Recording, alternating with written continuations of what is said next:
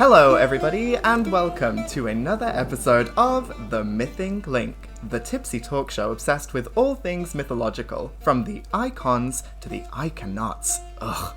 I'm Bob Hewis. And I'm Allie Mottram. And we are the co-hosts who know better than most the real price of a golden fleece. Ooh, she's pricey, girl, she's pricey. In this, our first season, we are going to be taking you through some of the most infamous, the most questionable, and the most iconic characters from Greek mythology. We certainly are. And today, we are heading deep into the labyrinth on a journey of mischief, mistresses, and monsters. That's right. Today we are discussing how me and Allie became friends. Just kidding. No. Today, you've got to hold on to your horns, folks, because we are coming face to face with King Minos and Queen Pasiphae. The Cretan cretins who make for quite the curious couple. Mm-hmm. Wow, that was a hell of an introduction. I am intrigued. Yes, alliteration on lock. Yes, I'm really setting the scene because this is going to be quite the episode. I can tell you right now that this is a dark version of the Mything Link. Oh yes. No laughter today. I don't want any laughter. Well, I've already broken the rule. Okay, I can't promise that, but okay. So, this is Mything Link After Hours Dark Series. Wow. Yes. Well, before we get started, Yes. I need a drink. Oh yeah, girl, you look parched. I'm just kidding. Yeah. What are you drinking this week? What am I drinking? Let me tell you, what I have now discovered is actually called a screwdriver. Okay, what is that? Yes, I'm not one for DIY, but apparently you call a vodka orange a screwdriver. Just Okay. vodka and orange juice and a few ice cubes in there, and we call it a screwdriver. And so, oh, it's fruity. It's very fresh. You see, it's funny, in a twist of fate, I now have the vitamin C boost. And I don't this week. Oh my goodness. Wow. Mercury must be in retrograde. The balance is off. What are you drinking then, if it is not rosé? I've gone for the complete opposite of your fresh, fruity, blah blah, because the weather was depressing me today. So I just have a hot chocolate and Baileys. Oh, I love that. I'm having the winter vibes today, even though it's June. You know, July. July, oh my god. You lying. You must be lying. But it works with the vibe of today's episode. Oh, Know, yes. it's not fun, it's dark. No. And You know, I should throw my screwdriver you away. should. It is not in keeping with this week's theme. It is not. I'll tell you, the drink for this week, if y'all at home are having an Aeneida drink, y'all need a Bloody Mary, because this is deep, dark, and terrifying. Absolutely. I'm going to get some lightning sound effects to be like... Or we could just have you going, "Whoa." Works just as well. Well, anyway, cheers. Cheers. Enjoy your Bailey's hot chocolate while you can. Before we head deep into the disturbing world of King Minos and Queen Pasiphae.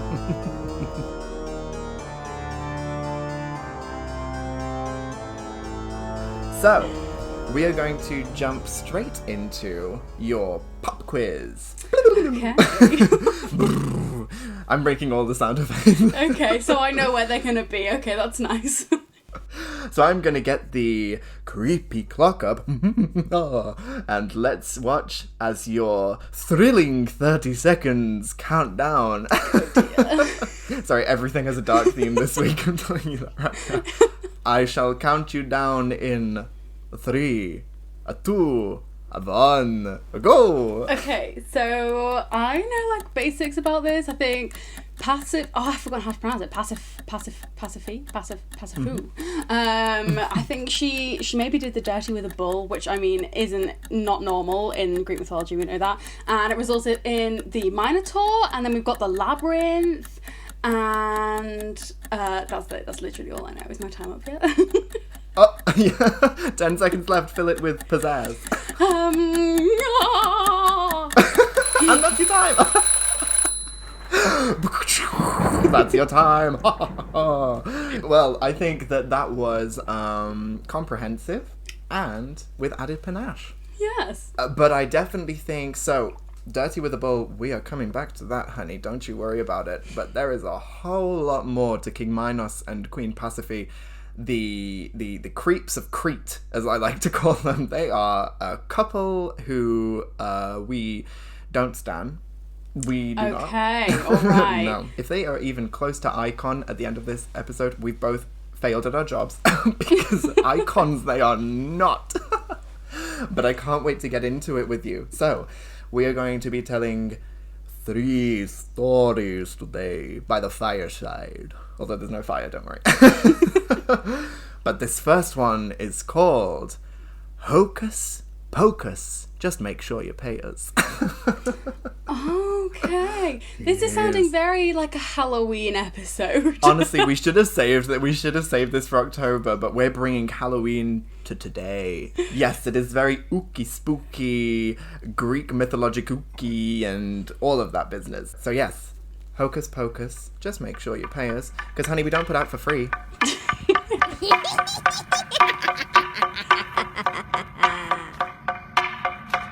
So, I'll set the scene.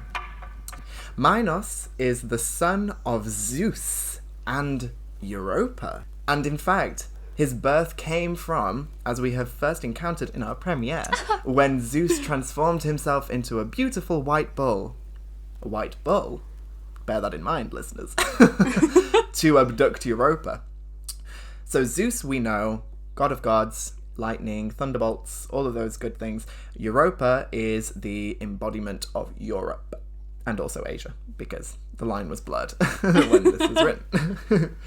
And Queen is the daughter of Helios, the sun god, and Perseus, who just so happens to be the aunt of Hecate, who is the mother of witchcraft. So there's magic in her blood. Okay. Yes, it's very intricate. It's a very extended family. Yes, we're really getting into notes. Honestly, this is a family forest, not just a family tree. There's so much going on. Interestingly, since we know that I am a fan of etymology, Pasiphae means wide shining light, and she is often associated with the constellation Taurus, which will be important later. Bear that in mind, my darlings. And they are the first king and queen of Crete. Say that 10 times fast. So, Minos enlisted the help of the architect Daedalus to build the great palace of Knossos, where they resided. Okay, so Minos, Pasiphae live in a super cool palace in Crete. Mm-hmm. Okay. Yes. Built by Daedalus. Daedalus. And Miss Daedalus is a recurring character in this drama. So keep a tab on him, because he will make a comeback. But one thing Minos should have bore in mind before he married Pasiphae was that she is the lunar goddess of witchcraft. Oh, damn. He should have bore that in mind when he married her, because then it maybe would have been a good decision not to sleep around with loads of women. I can imagine that if your wife is some witchy freak, that she can probably put some sort of curse, spell, hex on you. He should have done his research, that's what I'm saying. Well, you are completely right, because this is where it gets completely horrifying, and while I was doing the research for this, I literally had to close my laptop, because I could not stand reading this for much longer. Oh. So, if you're squeamish, maybe just skip 30 seconds. So I'll try and say this quickly. So basically, Pasiphae is not so impressed that he is sleeping around with lots of women, and so she places a curse on him that he ejaculates wild creatures, such as scorpions, millipedes, and snakes. Oh, God. Yes.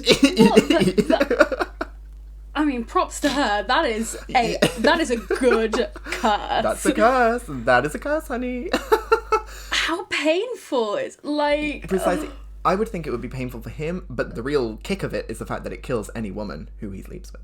Oh, snap. Yeah. In any case, that sent me somewhere else, to a different plane of existence, because that shook me up. I'm all shook up. I really am from that. So anyway, she has placed this curse on him because she knows that she's immortal. She's the daughter of 2 gods, so she is now the only one that he can sleep with. Problem solved. Yeah, that's a foolproof method right there. Yes. Wait. So he, when he does his business, it's scorpions and millipedes, whatever. But what about when he does his business with her? Is she into that, or is it, is it just normal again? So this is the problem. It's even that with her, which means that no babies. Oh. Because famously, millipedes are not gametes, so they don't produce babies. They cannot actually with exchange the egg, chromosomes. Yeah, that's it. Yeah. If you can see the hand action. For you listeners at home, there's much of this going on. We'll somehow get that image to you. Yeah. So fertility is because there's millipedes and stuff going on, which actually, and not many people know this, but the film A Bug's Life is actually about this. No, I'm just kidding. You've scarred just so many people now. Thankfully for them, somebody called Procris, daughter of Erechtheus, king of Athens, wanders into the scene. And so she flees to Minos because she is caught sleeping with another man. Scandal. Drama. She flees to Minos, and Minos wants to get it on with her. Oh, God, no. And so she needs to think of a way to solve the issue. The millipede in the room, if you will. That is definitely would be on the top of my list. So some say that she gave him a potion, and others say, and this is once again, if y'all are squeamish, get to clicking that plus 30 seconds bar because you don't want to hear this. Others say she placed the bladder of a goat into a woman, and he would emit the creatures into the bladder and then go on to the woman he wants to have sex with. I'll just leave you with that fact. So I have to we're know talking it, so now all like you do too. An ancient scorpion condom is what is happening right now. Very that. This is the original contraception, so be and it was grateful made for how far we've scorpion. come. Yeah. So how do you feel having been now introduced to Minos and Pasiphae? How do you now feel about their characters? I feel like Pasiphae is... I mean, I kind of love her for saying my husband is cheating on me and then just dropping the greatest curse ever to exist. Yes, so Pasiphae, you're giving a pass. And Minos, you're giving a... Minos is a minus at the moment, honestly. And I can't imagine that'll change as we head into our next story, entitled, What a Load of Bull. Oh, I can see where this is going immediately.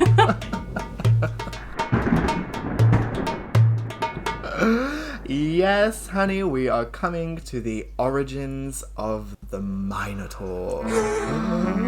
Dun, dun, dun. This is where things are going to get a little bit scary, a little bit spooky. And I'm excited for it. I can feel it in my fingers, honey. I can feel it in my hooves. Things about to get scary. Horns. So, King Minos, enter stage left. He asks Poseidon, because he's friends with him, he's the son of Zeus, he can just call on the gods whenever he wants. So he says, Posse... Oh, no. Oh dear. So he says, ring ring, Sidon, could you just be a doll and send me a bull so that I can sacrifice it in honour of you? That's just like saying, can you send me a gift so I can then re-gift it to you? But go on. I bet Minos is cheap at Christmas. Oh, Yes. fully. He'd give you back a card with like the name scratched out. It's to you. So he asks for a bull to sacrifice in honour of Poseidon, and Poseidon sends a beautiful white bull which emerges from the sea. So for the second time in this story, we're encountering a white bull. There are bulls everywhere. There's bulls left, right and centre. This family clearly has a weird bull thing going on. But... And Minos was so amazed by this animal because they are just so unbelievably obsessed with bulls that he, in a sneaky twist of events, puts that in his livestock to breed other beautiful white bulls, and instead sacrifices some other random bull. That's a bad idea. No. Thank you. Immediately, I'm thinking there is going to be some bad stuff going on after this. Yeah. And I can tell you, you have the foresight that Minos lacked, because Poseidon was enraged. Honey, he was apoplectic. He was inconsolable. So he passed his rage into the bull. And the bull became this wild, raging beast, which, according to sources, started just destroying the city by just rampaging around and ripping up crops. And I imagine, like, smacking his hooves on people. And honestly, if I saw a bull just, like, running through town, I would be hella scared. I'd be like, has Minos been sacrificing the wrong bull damn again? It, Minos again! So this bull, which was once like, is now just eating everything, just smacking things and being just absolutely flagrant, and I love it. I'm kind of here for the bull. So the bull acquires the name the Cretan bull. Another part of Poseidon's revenge was that he, having passed his rage into the bull, passed the lust of Aphrodite into Pasiphae. Oh, that's not a good combination. So she starts thinking, oh my god, that bull's kind of cute. Oh my god. Oh my god, did you guys just see that bull that ran past with that, like, person lodged onto his horn? They were kind of cute. I think he looked at me. Oh my god. She just has a thing for guys with a nose ring. Yes, this is the real problem here. And this is where our good old friend Daedalus decides to sashay his way back into the scene, because his work isn't done yet, honey. So Pasiphae enlists the help of Daedalus to create a wooden model of a cow, which he covers in the skin of another cow, which I think is a bit far. It's like, you did it with the wood. No cows were harmed in the making of this episode. I feel I need to say this right now, because it's intense. I feel like I've heard this part of the myth before, and I don't like where it's going. No. I don't. No. So he creates a wooden cow, and inside is a compartment. And inside the compartment does Pasiphae lay. Oh no. Yes. So she's literally gone full on fancy dressed up as a so cow to try and impress this bull. So she's gone full on pantomime. There's two people in a cow costume. Daedalus in the front. So she is in this cow. And then it says in the sources that it's placed in a meadow.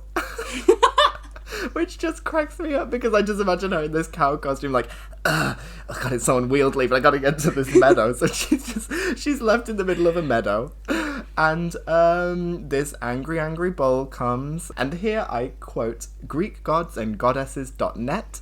Okay. In that the two shared a moment of passion. I don't think we have to go any deeper into it than that. Miss Pasiphae had the hots for the bull, and so she did what she had to do to get it on board. Because I would just like to add that prior to this scheme and this ruse, she had tried to approach the bull and it had rejected her, and she was really forlorn by the rejection. Oh snap. Which I just want to see that play out. Like, please someone send in fan art of that rejection. I want to know what it looks like. Like, you walk up to the bull and what, it shakes its head? Like, It just goes... No, that's a horse. I just love the idea the bull is just maiming this person, just like ripping its guts out, and then Pasiphae's and she's like, there in like hey. skimpy underwear, like, oh. yeah. She like puts a leg out. Yeah. The bull's like, ugh. So they do their thing, and from this abomination comes the Minotaur. Dun, dun, dun. Oh, no. And so the Minotaur comes from Minos, Taurus, meaning the bull of Minos. Oh, but it's not, it like literally hasn't, it's got none of Minos's DNA in there. Precisely. Poor old Minos is like, do not put my name in that.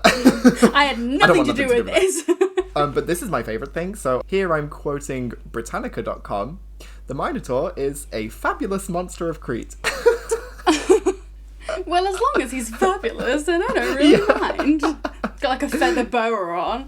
yeah, as he comes out like, Mother, I'm home. I would say he's got high heels on his hooves, but actually he doesn't have hooves. Fortunately for him, the bull is the face.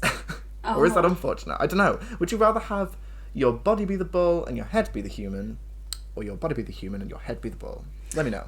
I think I would... I mean, I'm just thinking a human body and a bull's head is going to look really out of proportion. But can you imagine, like, a bull? I mean, they're kind of scary-looking creatures, and then your head just pops out like, hey! Yeah. So, the Minotaur has been born. The infamous mythological creature, the Minotaur, has been birthed into the world, and he's raised by Pasiphae in his youth, but as he grows older, his bestial and wild ways start to show themselves again, and he becomes uncontrollable. And thus ends our second story. How do you feel? Oh, what a cliffhanger. Oh, my. Oh, yeah. So, what are your thoughts at this moment in time? Leave the Minotaur out of it, because he didn't mean any of this. He did no harm. He's just a baby. But how do you feel about Pasiphae and Minos, their decision-making and their parenting skills? I feel like Pasiphae, I mean, I get it, because the gods kind of made that happen. Yeah. I don't know. You give birth to this bull person... and then you just like raise him like a normal boy, you know, send him to football, you know, but also he's like a bull. Do not send him into a china shop. He's the worst for running errands when you need new crockery. And then Minos, I mean, this is all his fault. If he'd have just been able to get over the fact, I mean, he seemed to be... He likes this bull too much as well. I've gotta say, like yeah, he's not guilt free in this situation. He equally was looking at that bull like, oh no. Maybe he was also like, did y'all see that bull come through here? Oh and he's he's probably like angry at Pasiphae. We're like, I wanted him. I called dibs. So this cow-loving couplet from Crete, so far, we're not fans. No, we are not. There's a lot of issues here. So this brings us, on a much darker tone, to the third story, to conclude this tale of woe and mischief and magic. And this is called An Amazing Turn of Events. Emphasis on maze. Yeah, we got that, babe.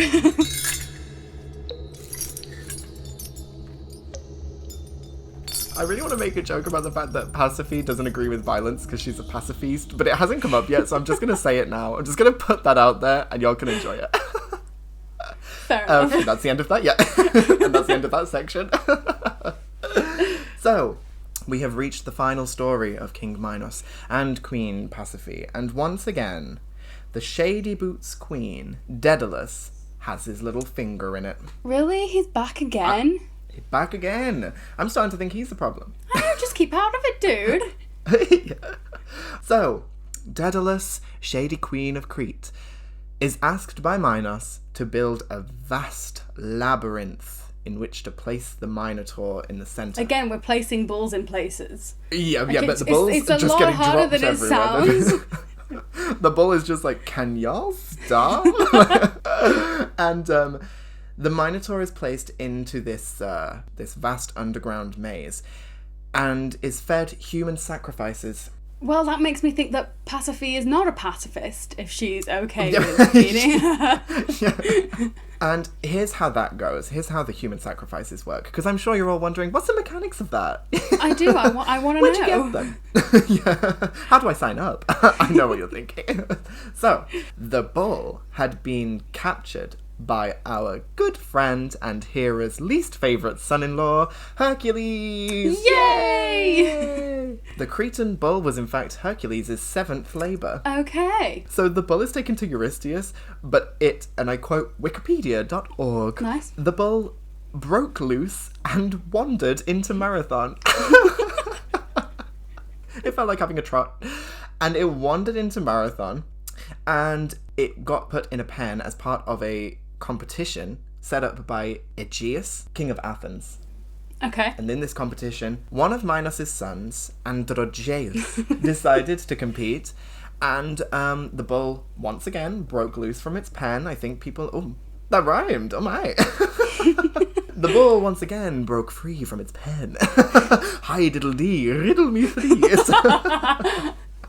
So, the bull broke loose from its pen, and it tramples Androgeus. Oh, dear. In a ironic turn of events. Killing him dead. Damn. Yeah. Well, it's a lot different. The last time it broke loose and just like went for a wander, and this time it was like, I might just like trample a few people to death. Yeah. That would be crazy. That would be crazy. I'm feeling really random today. Am I crazy? Oh, I'm so crazy. So Minos is enraged. He's very sad, and he believes that it was no accident.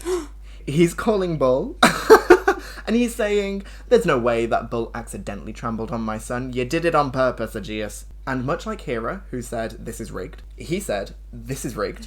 You killed my son, and I'm starting a war." Oh, well, I mean, again, what else would you do? And so in this war with the Athenians, Minos is victorious. Yay. Yay, I'm so happy that weird bull guy won the war. Yeah. And he demands that 7 young Athenian men and 7 young Athenian women be sent to him every 9 years. For, no reason. It's just random, you know, I'm just feeling just random a holiday. today. It'll be quite the treat. That's what I said. Not for them, but you know. Yeah. This happens every 9 years in very Hunger Games style. These 14 young Athenians are drawn from a ballot. And the third time this happens, Theseus pulls a full-on Katniss and volunteers himself to go. There sounds like there's a plan afoot right now. Because he knows of the Minotaur, and he wants to slay it. Oh. He wants to slay. He wants to slay. Yeah, yes, queen. My thesis is that Theseus is gonna be successful. I knew that was coming. I knew there was going to be a thesis joke in there somewhere. So the Cretan bull, having wandered to Marathon, is now known as the Marathonian bull, or Maratonian bull, and his first job, Theseus, is to get that bull. He wants to complete what Hercules couldn't. Okay. So he goes to get the bull. He manages to get it. So, according to sources, he dragged the bull to Athens. And as we know, from Marathon to Athens is a marathon. So that was a long time to take that bull. And then he sacrifices it to Athena. Okay. And now, having sacrificed the bull to Athena, the imbalance of the gods is all set back in place. The bull that was supposed to be sacrificed is finally sacrificed. But it wasn't sacrificed to Poseidon, though. True. Poseidon's probably thinking... He's probably in a corner somewhere like, fine. They're like, see, the bull got sacrificed. Yeah, he's like, yeah, I guess it's okay. But the gods are finally on his side. Yay! And so, he's sent into the labyrinth with a single sword. And since the gods are on his side, he's able to slay the Minotaur with one swing of his sword. I told y'all this was a horror. So, but let's not forget, because I feel too often in mythology the women are erased, because who run the world? Girls. Hello. Here we have Ariadne, who is the daughter of Minos. And she falls in love with Theseus. So, when he enters into the labyrinth, she holds one end of a piece of string, and he holds the ball as it unravels, so he can find his way back out again. Genius! And thankfully, we don't have a Hansel and Gretel situation. They do get out, and they live happily ever after. Oh, nice! And the Minotaur's dead, and all is good. So that concludes, on a very sweet note, our final story. A surprisingly happy ending. Ding! So, we have taken a trip to Crete, which is ironic because we cannot in these times of lockdown, so we have finally managed to take a trip to Crete, but not quite in the way we would have liked. So we're going to ask you, so what do you know now?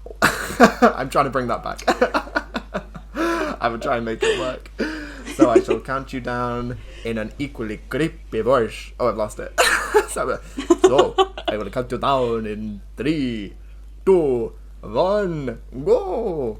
Okay, so Minos was the king of Crete. Oh my god, is that even right? And then his wife was Pasiphae, and he asked Poseidon for a bull so he could sacrifice it to Poseidon. And then he saw the bull and he was like, this bull is so hard, I've got to keep it for myself. So kept the bull, and then the bull escaped, got really crazy. Pasiphae was like, I like the look of that bull, and then she built a cow contraption, and then, you know, did this up with the bull, and then gave birth to the Minotaur, and But congratulations, you have successfully made your way out of the labyrinth with your astounding knowledge. Well, thank you.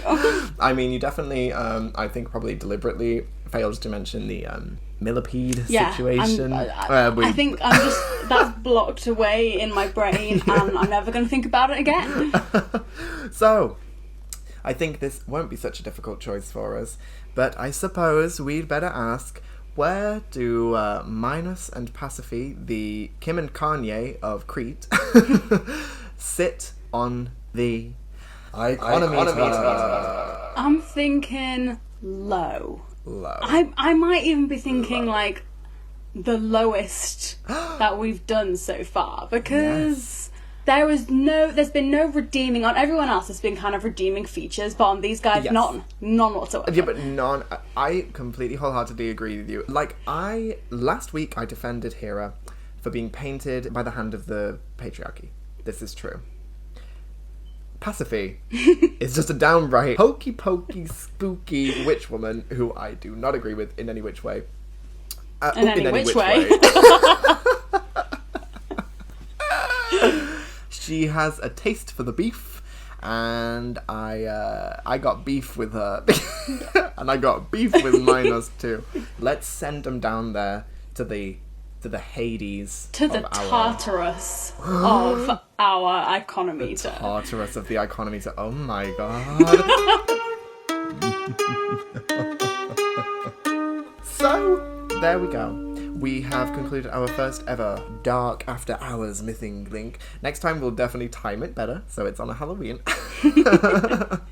So, if you have enjoyed our podcast and just really want to get more of this juicy Bob and Allie content, then you can follow us on Instagram at The Mything Link, and make sure to use the hashtag MythingLink when you post. You can also email us at mythinglinkpod@gmail.com.